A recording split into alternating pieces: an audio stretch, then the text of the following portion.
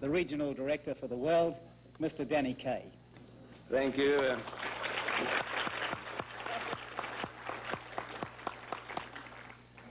Thank you very much, ladies and gentlemen. Merci. Merci beaucoup, mesdames et messieurs.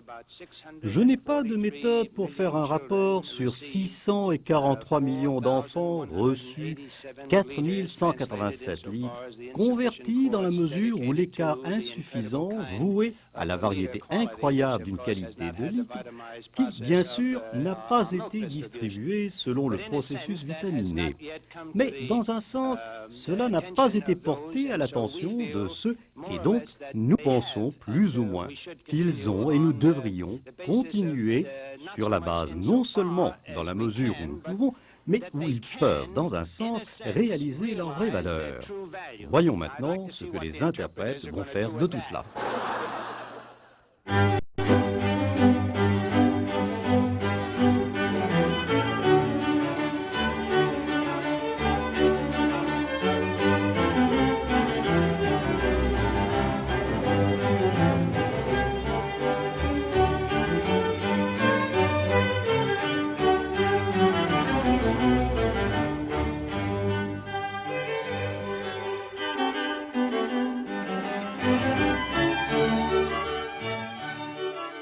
I call the meeting to order.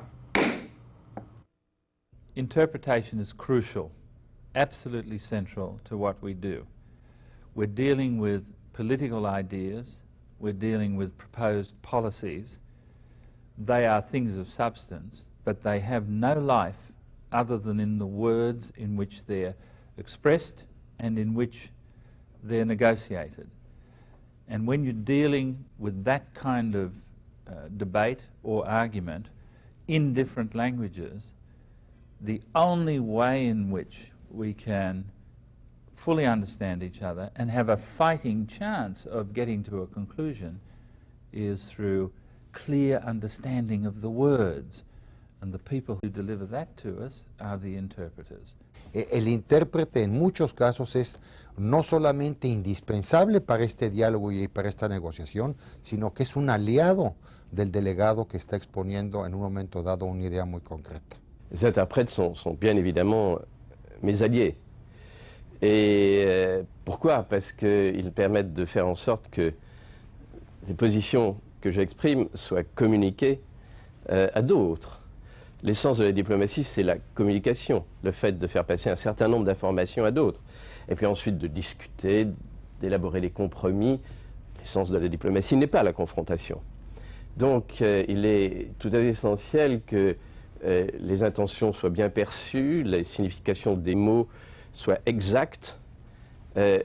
Donc je trouve que le travail de l'interprète est un travail d'allié. 要能够翻得很快，又很准，又把整个情绪都传得过去。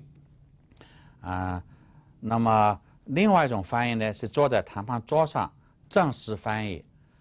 这个时候的话呢，非常更加重要的就叫一定要准确，一个字都不能拉，一个含义都不能够歪，一定要这个含义有时候非常非常微妙的，稍微一点小的含义的不同，整个意思就可能有很大的不同。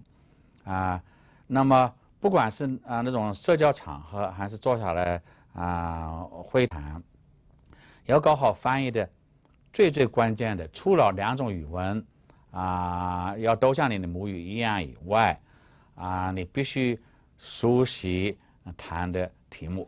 Esa capacidad de poder recoger pensamientos, ideas, expresiones en una lengua y casi de forma simultánea, sobre todo en el caso de los intérpretes de conferencias, trasladarlo a otras lenguas. No es solamente el conocimiento de dos lenguas, hace falta también el conocimiento en profundidad de unas culturas, de una historia, de unas tradiciones, que es lo que late detrás de unas palabras o de unas expresiones. Por eso mismo creo que la labor de los intérpretes en general y concretamente dentro de las Naciones Unidas es una labor absolutamente esencial. لابد أن يشعر بنوع من الاطمئنان للترجمة وكذلك أحيانا بالإعجاب. Без переводчиков работа Объединенных Наций была бы просто невозможна. Это понимали хорошо отцы-основатели, которые предусмотрели специальную службу, и эта служба развивается, совершенствуется.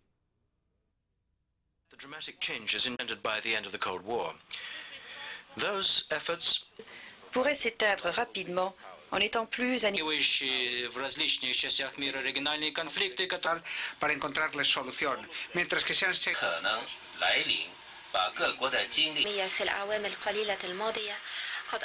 Un bon interprète, c'est un mélange de connaissances académiques et de qualité personnelle. To be an interpreter, you have to be able to adopt this particular kind of mental stance, which enables you to draw back enough to be able to see both of these processes, the ingoing information and your outgoing information, happening at the same time without getting mixed up in either of them. An interpreter has to have, call it whatever you want, but he or she has to have something special. Call it a gift, we call it a talent.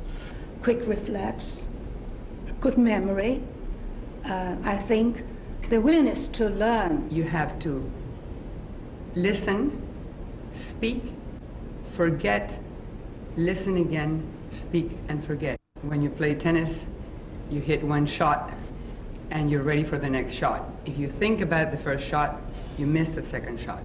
It's not a trade, it's an art where you need specialized training. Very often people think that interpreters are like parrots. They work automatically without thinking, they don't have to understand the subject matter, nothing could be more wrong.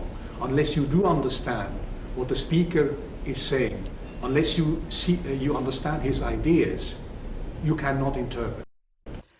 À la fin de la Seconde Guerre mondiale, les Alliés victorieux se jurèrent de ne jamais laisser se reproduire un épisode historique aussi tragique.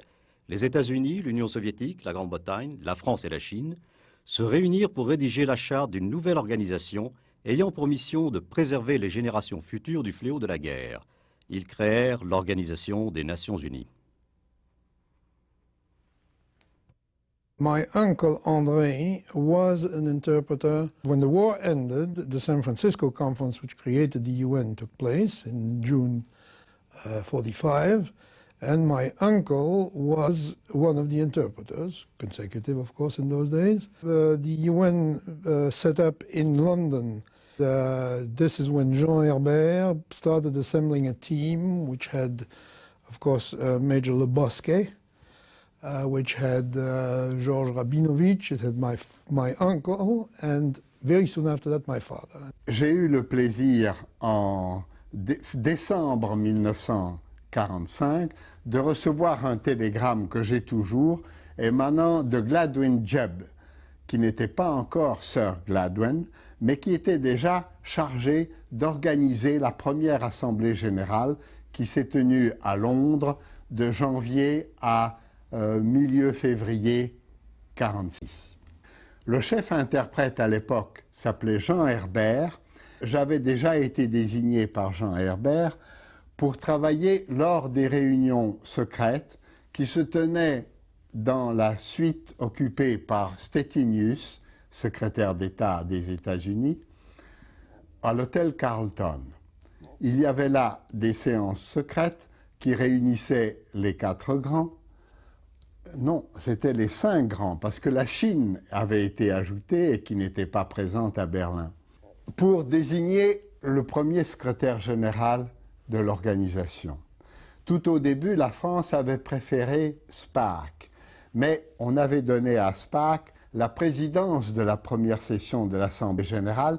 C'est à ce moment-là que diverses candidatures furent proposées, et je crois utile de rappeler que l'une d'elles, c'était celle de Pearson, le Canadien.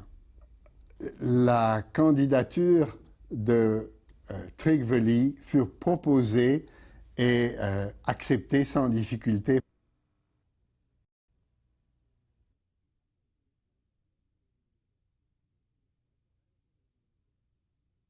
En interprétation consécutive, l'interprète est assis près de la tribune et prend des notes sur le discours que prononce l'orateur.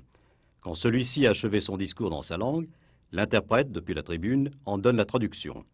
C'était la seule méthode utilisée à la Société des Nations et au début de l'Organisation des Nations Unies. Les frères Kamenker, André et Georges, étaient deux des plus célèbres interprètes en consécutive.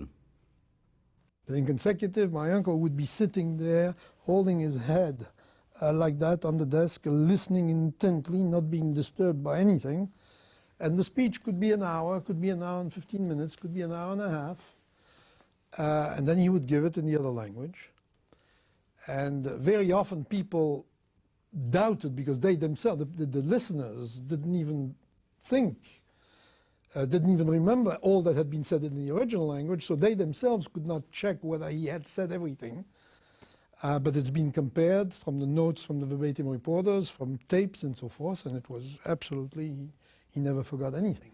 My father, on the contrary, had a completely different thing. My father did take notes, but not words. He used a system whereby he was drawing caricatures or portraits of people around him. He was quite good with his pencil, quite good. At the end of the meeting, he would take that home and arrange it, finish it, do it well, and bring it back and have the delegate sign it. This was the first time I was interpreting Andrei Gromyko from Russian into English. Gromyko had a rather fearsome reputation among the interpreters, and so I approached this task with fear and trembling. And a ritual phrase came up in Gromyko's statement, reduction and regulation of armaments. And the first time I had to repeat that, I, instead of saying reduction and regulation of armaments, I said reduction and regulation of arguments. And apparently Gromyko laughed at that and said that would not be a bad idea. And then when I finished my interpretation, this was of course consecutive, and it was about, let's say, lasted half an hour or so. Gromyko, I remember, raised his pencil and said in Russian, "I want to call attention to a good interpretation."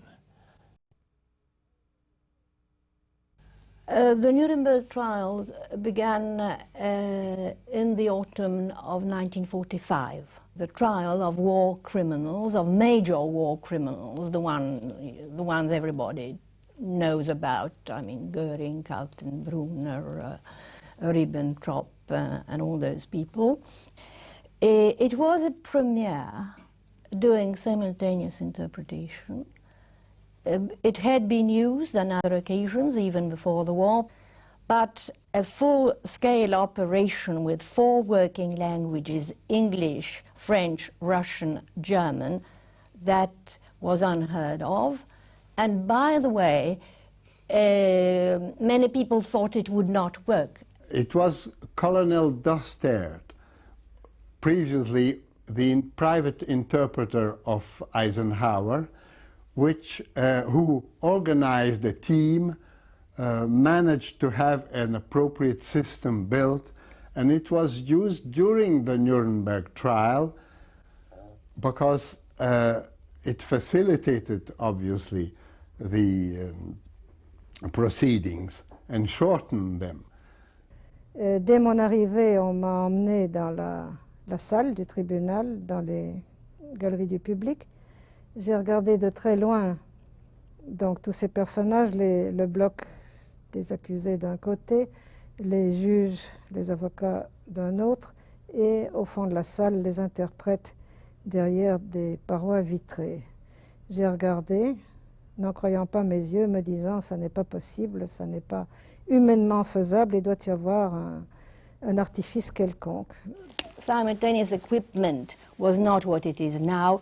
The headphones were the earphones were very, very heavy. nous n'avions qu'un microphone pour les 3 interprètes de la même langue, un énorme microphone très lourd qui avait l'air d'une grenade à main, qu'il fallait donc se passer très vite. Et nous étions divisés en équipes selon les langues. Le son devait être épouvantable parce que nous étions assis, donc 3 par langue, pour l'anglais, le russe et l'allemand vers le français, je parle de mon groupe à moi. Ensuite venait une toute petite paroi en verre, comme celle qui séparait autrefois les caissiers dans les banques. Interpreters must see the speakers. And this is why our boots, what was called the aquarium, because it was all made of glass, were very close to the defendants. We could see every detail of their face and therefore understand the way their mind was working. J'étais complètement braquée sur le travail lui-même, l'aspect technique du travail. Je m'étais détachée du contenu psychologique. Peut-être étais-je dans une certaine mesure insensibilisée par 4 années de vie à Paris sous l'occupation allemande. Je ne peux pas dire que je ressentais un sentiment de revanche ni rien de ce genre, ou que j'avais de l'hostilité pour les Allemands. I can tell you about Zhenya Rozov, who was one of the greatest interpreters I've ever met. She had been at Ravensbrück and she managed to stand it. She worked extremely well in spite of all the stress it meant for her. Other people reacted in another way. I know a colleague who had to give up. He went back to the translation department. He couldn't stand it anymore. It was a terrible experience for those who had seen these atrocities.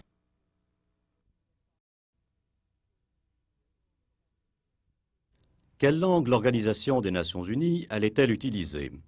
Aux 5 langues prévues à l'origine par les signataires de la charte, l'anglais, le français, l'espagnol, le russe et le chinois, une 6e, l'arabe, allait être ajoutée au cours des années 70. Il fallait mettre au point un système de communication orale en plusieurs langues. At the time of the League of Nations, they refused the system. And it was only after it was adopted in Nuremberg that during the first General Assembly in London, the delegate of Ukraine, Manuilsky, mentioned that concomitantly there was the Nuremberg trial and we should have the best delegates representing their nation and not those who were fluent in foreign languages. This was a proposal and it was adopted by the General Assembly in London, and they decided to send a mission to Nuremberg in order to find out how it worked. And I received a telegram from the Stair. He had negotiated a contract to hire 20 interpreters and a staff of 4, including himself. And he had rented space in uptown Manhattan, Hunter College. The task was to get together a team to train them and get them ready to function as and service one committee during the General Assembly, which was to take place during the fall of 1946. So we had about 3 months or so to do this. Now first we had to get the bodies. Une équipe de choc composée de 3 des meilleurs interprètes, Georges Klebnikov, Georges Vassilchikov et Zhenya Rozov, qui ont été détachés de Nuremberg pour venir à New York, aux Nations Unies, démontrer les avantages du système simultané. I had heard consecutive interpreters at work, and I felt sure I was not qualified to do that. But I was sort of, without further ceremony, put in the booth and given something to interpret. Unfortunately, I had no technical problems at all with the process, which at the time was a key point because it was still considered rather miraculous that people could even do this at all. Some people had never interpreted, so the pure mechanics of interpreting were a problem. But for almost everybody, the subject matter. So the training consisted in using verbatim reports of speeches, texts, and similar materials, and having mock sessions. I went to see Colonel Leon Doster. He gave me a test, the test consisting of somebody reading from the verbatim record of meetings in Russian and French, and asked me to interpret same. So I was just thrown in, I dove in, and I started interpreting. Some people had excellent voices, excellent diction, and also all the intelligence and all the linguistic qualifications, and they were top-notch. Some people, despite very excellent qualifications, were not suitable as interpreters. The State had set up a trial run, a demonstration run, shortly before the assembly, had invited all sorts of personalities from the Secretariat and whoever was around from delegations. And we had set up a room with booths and all the necessary arrangements. And then Murphy's Law took over, and everything went wrong. Everything went so wrong that, I mean, as is typical of machinery, the amplifier didn't work, the earphones were disconnected, the microphones wouldn't open, everything happened. One team was set up for the 5th or budgetary committee, and that was the only team that was sort of ready and able to go. But very soon thereafter, the committees began to realize the huge advantage of simultaneous interpretation in terms of speed and etc., and began clamoring for interpreters, and then teams were made up helter-skelter and assigned to this or that committee. For that, any speech, a speech of an hour, meant that you had to spend another almost 2 hours interpreting it into 2 languages, as if it was, let's say, Russian or Spanish. So obviously the simultaneous interpretation had all the advantages for everybody. Initially it was felt to be a source of wonderment that anybody could sit at a microphone and simply so fluently pass from one language into another. What was interesting to many people was also that there were a lot of young people doing this, and not only men, as before in the consecutives, but women and young women. It was the only possible system for an organization like this, with the use of so many languages. The UN started out with 2 working languages, English and French, and 3 additional, which were Russian, Spanish, and Chinese. The consecutive interpreters, in other words, people who listen to a speech, take notes, then get up and give an interpretation on that basis, were very much against simultaneous interpretation being introduced. Our leadership, Jean Herbert, Kamenker, the people from the League of Nations,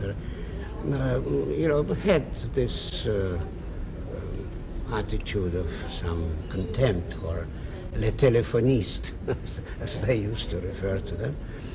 The rivalry between the 2 groups, the simultaneous and consecutive interpretation group at that time, was quite intense. Both Doster and Herbert were eased out, and Rabinovich, who was a consecutive interpreter, became the chief of both, and then the services.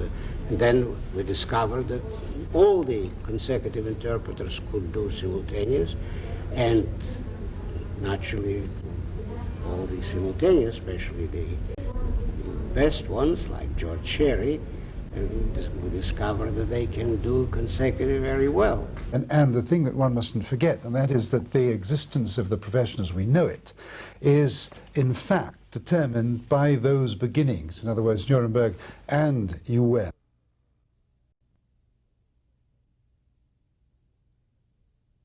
Des changements spectaculaires surviennent au cours des années 50 et 60.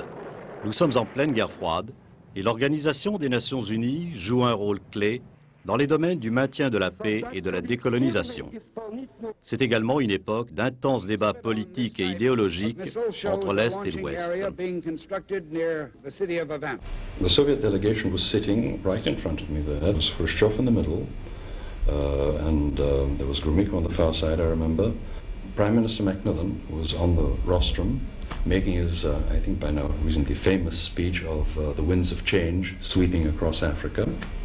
Khrushchev listened. He was getting the whole business through the courtesy of the Russian interpreter.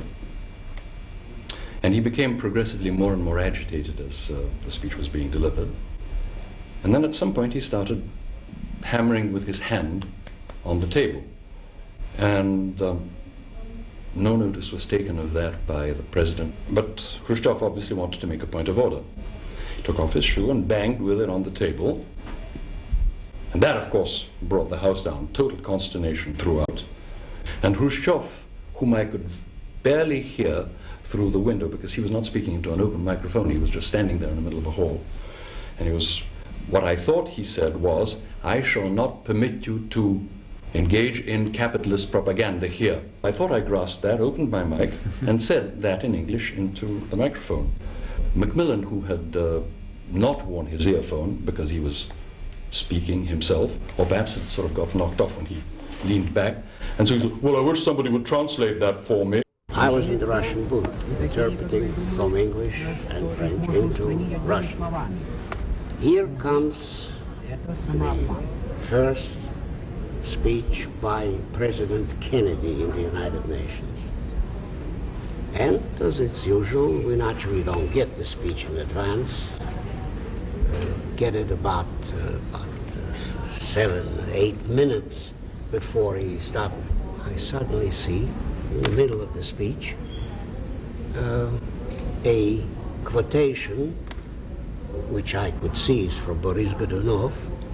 It was the part where Boris Godunov gives orders that all the borders should be closed up because the false pretender appeared in Poland and Lithuania, and that one shouldn't allow these agents to come in, so all the borders should...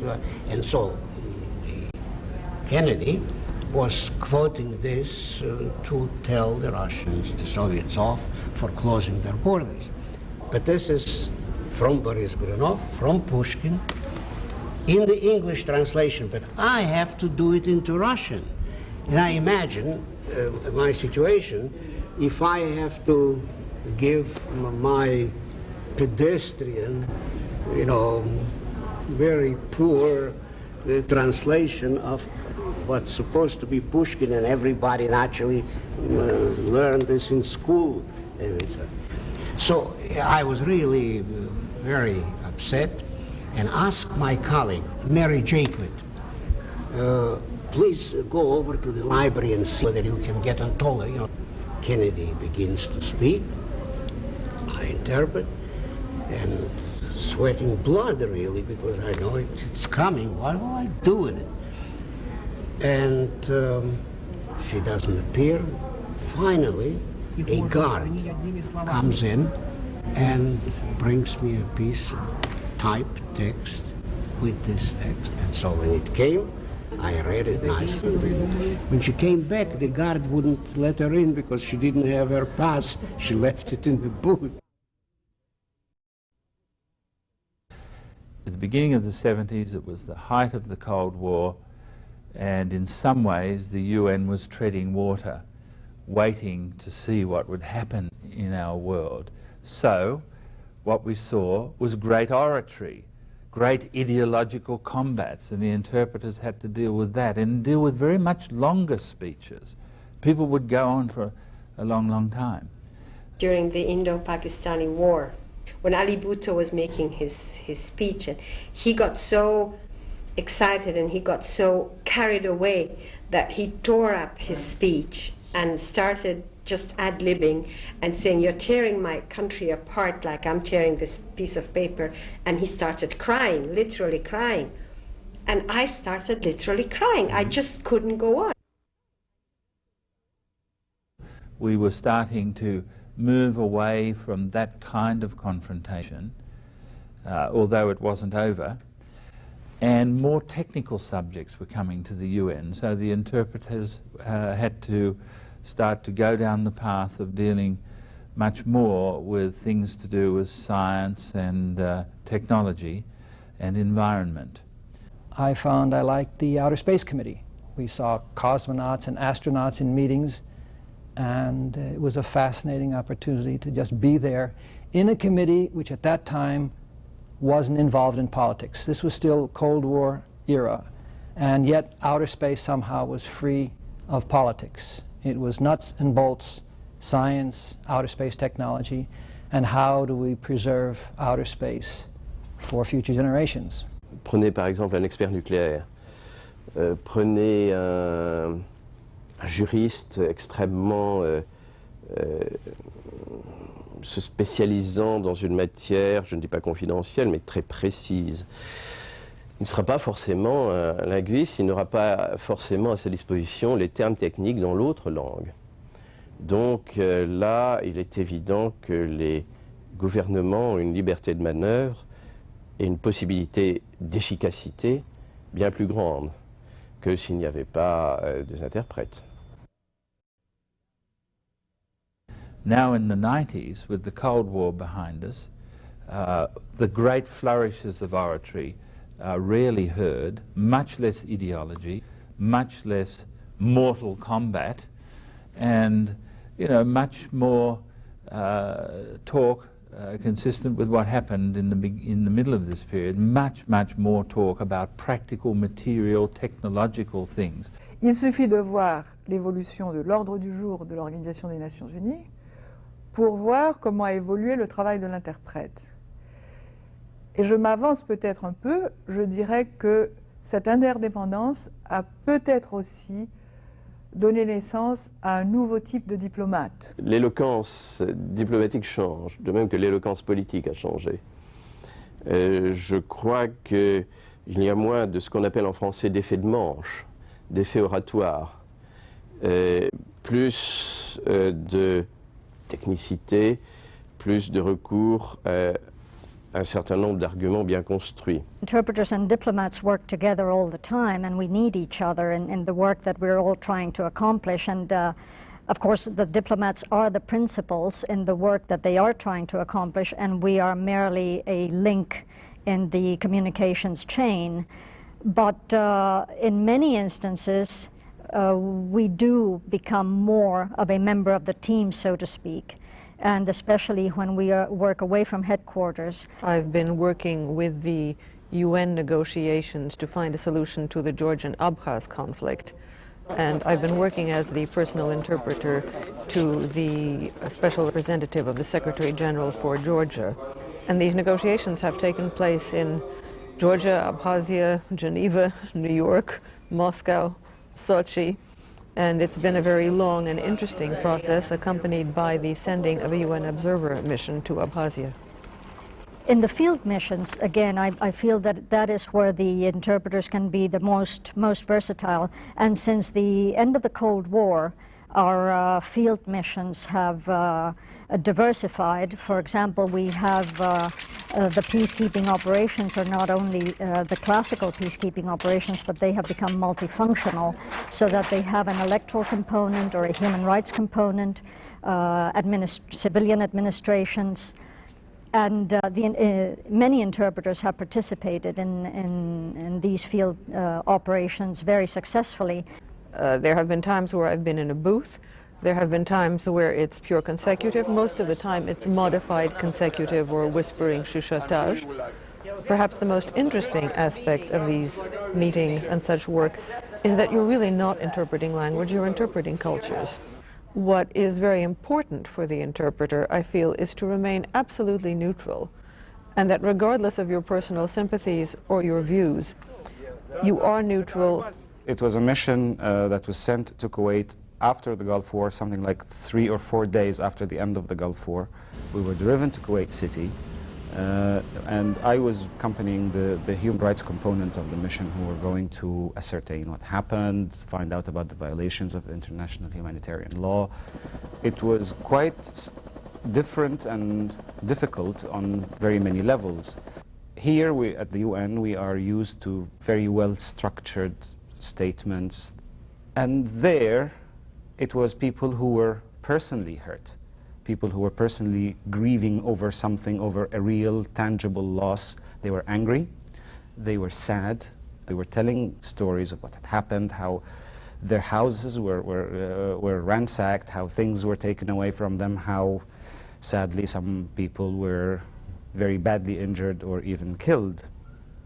I couldn't just stand there with somebody standing next to me, flailing their arms, shouting at the top of their voices, being very emphatic about what they're saying, and then at the end of their 3 sentences, I would just turn around and say in very proper, very calm English, well, the gentleman has had his house burnt down and 2 of his kids were beaten up. That would be totally ridiculous. And all of a sudden I was identifying with with the ones who were speaking a lot more than I had ever done before. There are several things that make a meeting in the Security Council memorable or interesting or challenging. One is the actual event itself. I remember very much a meeting in the summer of 1988, and that was when Ambassador Li Luye was presiding in the Security Council. And he was reading a presidential statement, which I was delivering in English, which indicated that there was going to be a formal ceasefire between Iraq and Iran. And this was after about 8 years of a protracted fratricidal war that took a great toll on both Iran and Iraq. And as I was reading this, I really felt that I was observing an important moment in history. Les gens souvent parlent vite, ne se rendent pas compte, on oublie qu'ils sont traduits. An interpreter has to think before he or she speaks. We can't speak faster than we think. If a text is read at a top speed, it's absolutely impossible for us to be able to understand, think, and render a good interpretation. La difficulté devient encore plus grande quand l'orateur, sûr de son texte écrit, parle à une vitesse insupportable. Et je dis bien insupportable même pour ceux qui l'écoutent dans l'original. Speakers have less time to speak.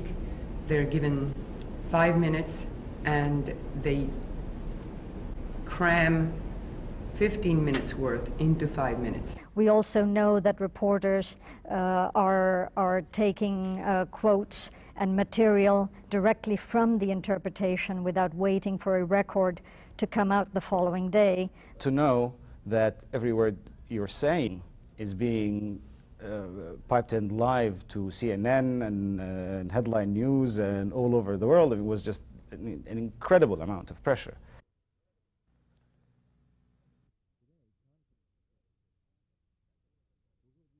L'interprétation de conférences est une profession reconnue. De nombreuses universités dans le monde offrent des programmes d'études en interprétation et traduction. Parmi les plus connus, citons l'École de traduction et d'interprétation de l'Université de Genève, l'École supérieure d'interprétation et de traduction, l'ESIT de la Sorbonne, et l'Institut supérieur d'interprétation et de traduction, l'ISIT à Paris, l'Université de Georgetown et l'Institut de Monterrey aux États-Unis, et l'École de langue Al-Alsoun au Caire. L'ONU a également organisé des programmes d'interprétation en collaboration avec l'Université de Beijing et l'Institut d'État de langues étrangères de Moscou. Ces programmes ont grandement contribué à la formation d'interprètes russes et chinois. Il existe également des écoles à Vienne, Trieste et Heidelberg. L'Association internationale des interprètes de conférences, l'AIIC, est la seule organisation internationale d'interprètes au monde. L'Association internationale des interprètes de conférences, dont le sigle est AIIC en français, a été créée en 1953 à Paris. Et elle a pour objectif de défendre la profession d'interprète de conférence. L'AIIC compte quelques 2500 membres dans 68 pays dans le monde entier. Elle regroupe des interprètes de conférences dont certains sont des permanents, c'est-à-dire des fonctionnaires des organisations internationales, et d'autres sont des freelances, ou pour parler en bon français, des interprètes indépendants. It all began with a small informal meeting of three great pre-war interpreters. Andronikov, who was the head interpreter at the French Foreign Ministry. There was the famous André Canincker, who was certainly one of the best interpreters of his time.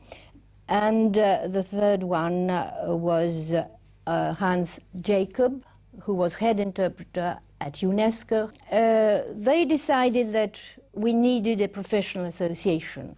When André Canincker was asked to prepare the draft for this new association of a code of ethics, when he produced the draft, we were rather surprised. There was just one item, one article, and that was professional secrets. The professional secrets is the paramount consideration in the work of any interpreter. Our great quote, it's what Talleyrand said. Entre passer pour un imbécile et passer pour un bavard, il y a longtemps que j'ai choisi. Nous pensons qu'à l'avenir, l'AIIC devra assumer un rôle dans, bien sûr, la définition, la protection du titre d'interprète de conférence et devra aussi assumer un rôle dans la définition des conditions de travail des interprètes de conférence. Et cela ne pourra se faire que si nous revenons aux trois piliers du code d'éthique, c'est-à-dire l'obligation de réserve, le secret professionnel et la solidarité entre nos membres. L'interprétation simultanée est née grâce aux progrès techniques en matériel de sonorisation et à l'esprit pionnier de la première génération d'interprètes en simultané. Aujourd'hui apparaissent des techniques de téléconférence et d'interprétation simultanée à distance par satellite. Nous avons donc un matériel de plus en plus perfectionné pour interpréter. Nous avons un son bien meilleur qu'à nos débuts, c'est certain. Les techniciens ont travaillé là-dessus. The delegate is now speaking in one of the 6 official languages of the UN. That would be English, French, Spanish, Russian, Chinese, or Arabic. Where you dial 0, you get the floor language. 1 is English, 2 is French, fire, and goes into the earphones for all the interpreters to hear. They then interpret it from that floor language into their particular language. That signal then comes back into the control room, and that's distributed to the delegates. Each delegates have panels where they plug in their earphones, and they have a selector switch. They can select what language channel they want to listen to. Now, what this control entails is if delegates are pushing the request to speak button on their microphone, the computer will log on the screen the order in which the request to talk was pushed so that the chairperson can recognize the delegates in the order they requested to speak. Nous sommes en mesure maintenant d'interpréter à distance. Vidéoconférence, visioconférence, téléconférence, on n'est pas encore fixé sur le terme, qui permet, par exemple, aux interprètes de rester à New York et d'interpréter une conférence qui se déroule à Buenos Aires. Back in 1978, there was a conference in Argentina on the technical cooperation between developing countries. And the UN wanted to carry out an experiment and see whether they could provide interpretation from headquarters. We were sitting in our booth in New York, interpreting what was happening there.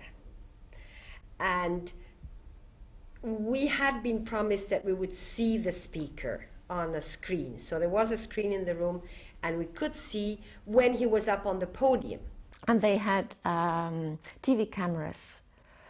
And we got satellite sound. Everybody said that it was all right. But for us, it was a terrible stress. We were very nervous. And I think there were only 2 of those tests, one later on with Vienna. The setup was a satellite communication direct from Vienna to New York. The secretary of the committee at the very beginning of the meeting said, ladies and gentlemen, if you will look around you at the interpretation booths, you will see that they are dark. The interpreters are not there. You will be hearing the voices of interpreters from New York City. Dans le temps, ce que nous avons pu constater, c'est une diminution de l'interaction entre l'interprète et les participants aux réunions. D'abord, à la consécutive, on était pratiquement en tête-à-tête, l'interprète était dans la salle. Puis est venue la simultanée, l'interprète est dans une boîte en verre. Puis on paie de moins en moins attention à la répartition des sièges dans la salle, donc parfois l'interprète ne voit pas l'orateur et ne voit pas non plus ce qu'il écoute.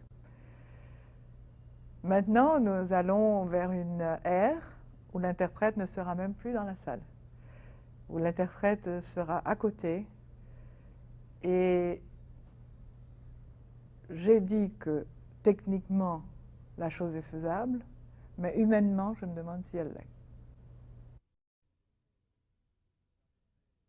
Vous me permettrez d'évoquer enfin un projet qui me tient particulièrement à cœur, celui d'asseoir à nouveau, à l'occasion de cet anniversaire, l'universalité de notre organisation qui se reflète dans la diversité des cultures et des langues qui s'y expriment. Le pluralisme linguistique est essentiel. Il traduit le droit de chaque État membre de comprendre les autres, mais aussi le devoir qui est le sien de se faire comprendre. Como digo, la interpretación en Naciones Unidas es esencial. Qué duda cabe que, en fin de cuentas, también se podría pensar o se podría imaginar unas Naciones Unidas que se hicieran todas en inglés, pero creo que sería un empobrecimiento esencial, en el sentido de que únicamente se emplearían conceptos, ideas provenientes de un único sistema lingüístico y cultural. Recientemente, por ejemplo, en la última conferencia de Pekín, yo estaba leyendo los textos y me llamaba la atención con qué frecuencia se empleaban conceptos y expresiones que provienen claramente del inglés y muy fundamentalmente, diría, de Estados Unidos, como empowerment, gender perspective o cosas así. Las Naciones Unidas es esencialmente multilateral y universal y no puede empobrecerse hasta el punto de quedar meramente como la expresión de una sola fuente de ideas que sería la anglosajona.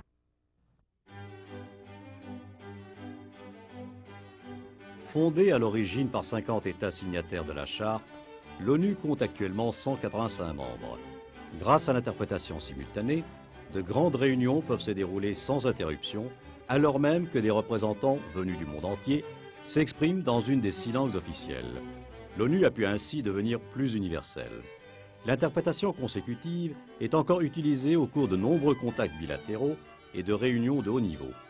Les interprètes en simultané travaillent également pour des chefs d'État lors de conférences mondiales historiques telles que le sommet sur l'enfance organisé par l'UNICEF en 1991, le sommet de la Terre tenu à Rio de Janeiro en 1992 et la célébration du cinquantenaire de l'ONU en 1995, au cours duquel plus de 100 chefs d'État ont pris la parole.